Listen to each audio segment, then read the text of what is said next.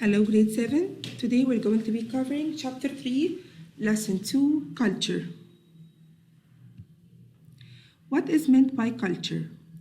Culture is a set of beliefs, behaviors, and traits shared by a group of people. For example, the Hindu culture could mean the Hindu traditions, or it could mean the people who follow those traditions, or actually both of them together. Culture is defined by two ways or two aspects, by people or by traditions.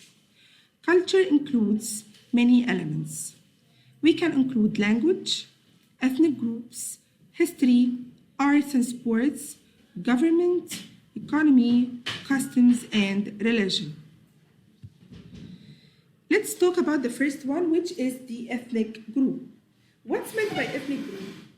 Ethnic group is people who share a common racial, national, tribal, religious, or cultural background.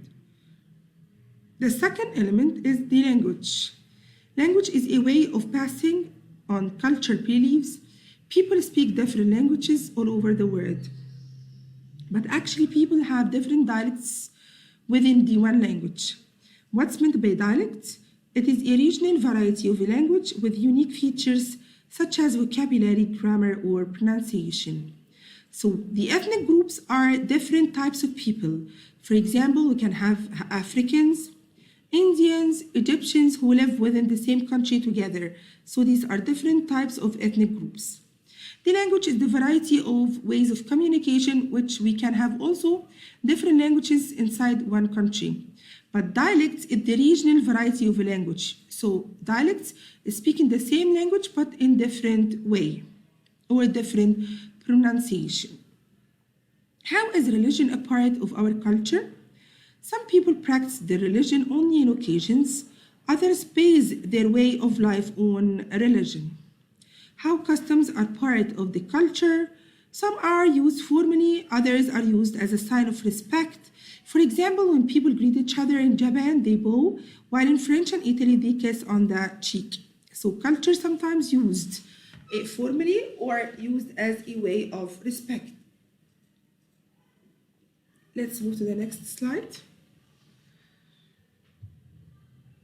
Arts and music, also sports and dance, are ways of describing culture because different countries have different types of arts, music, so you can differentiate between different countries using music also. Sports, for example, we have football as our famous sport, but it's different in the United States. Maybe basketball is the common or the most well-known sport they follow as audience. Also the way of dance and arts also differentiate between different cultures of different countries. What is the role of the government? Actually, the government maintains order and protects it from other countries. So why every country needs a government? Because it maintains or it saves the order in the country and also protect us from other countries. It makes the right decision in order to protect us. What is the role of economics? Economics is to control natural resources. Every country has different types of resources. Who controls these resources is the economic system. So it also defines how goods and services are made and distributed to people. What is a cultural region? Cultural region is a geographic area in which people have certain traits in common. Also, it is the same definition of a region. An area or two which share the same physical features or physical and human features. So, for example, people who live close to each other share the same resources. If we are near to an ocean, we're going to be sharing the same ocean. If we are living together, maybe we share the same language or the same religion. So people who live close to each other will form a geographic or cultural region. There are many different kinds of governments.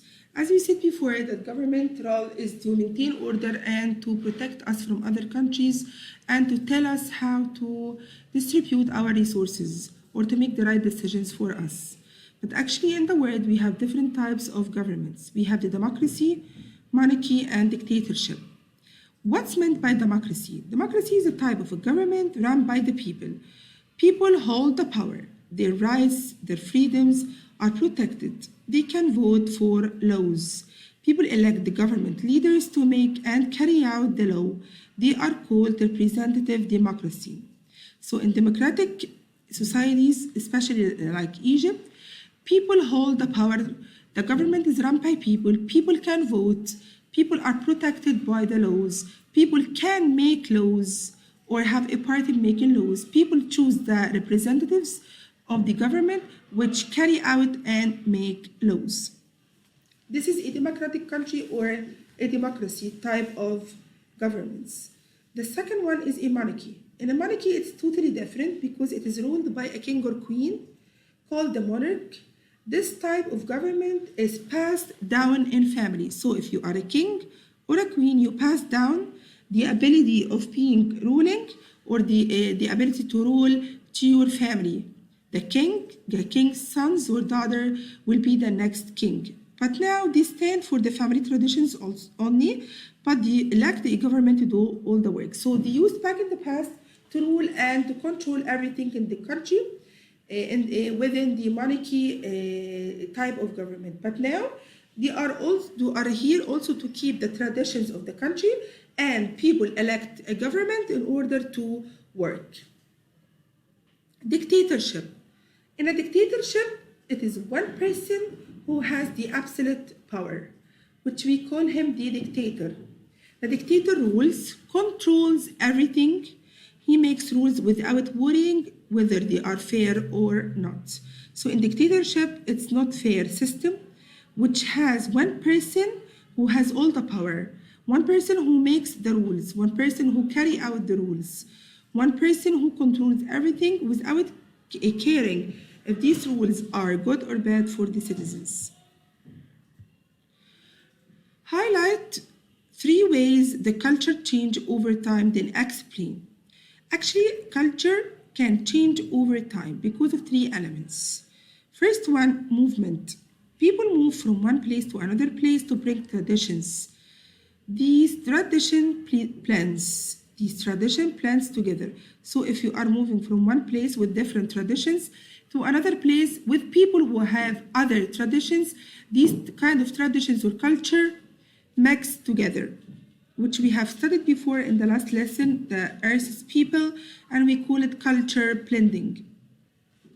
The next one, trade. When people trade, they travel from one place to another to sell and exchange goods. But actually, they also exchange languages, customs, and ideas. So you don't trade with goods only, you also exchange your language because you need to use the language of the country you're traveling to. Also exchange customs. Sometimes you like something in their customs and you copy it to your country. And also the exchange ideas. Technology. Technology like the telephone and the email made communication much easier. Also the television and the internet are an easy way to find out information and to learn new ideas. So because of having the television and the internet, these devices will affect our culture. It helps to affect the culture, so it changes the culture. So again, we have 3 ways of changing the culture: movement, trade, and technology. The last thing for today is a very important term, which is globalization. What's meant by globalization? Globalization is when nations, cultures, economies are mixed. So we said that while you are moving from a country to another, while you are moving or trading or because of technology, you have your ideas mix or your culture will mix. We call this globalization because we do it on purpose. We mix nations and cultures and economies together. But actually, globalization has positive and negative effects. The positive effects of globalization, it creates more understanding and acceptance of other cultures, helps spread ideas and innovation. But the negative effects of globalization, it produces tension and conflict, causes some cultures to be damaged or destroyed. So this is the end of today for the culture lesson. Thank you very much.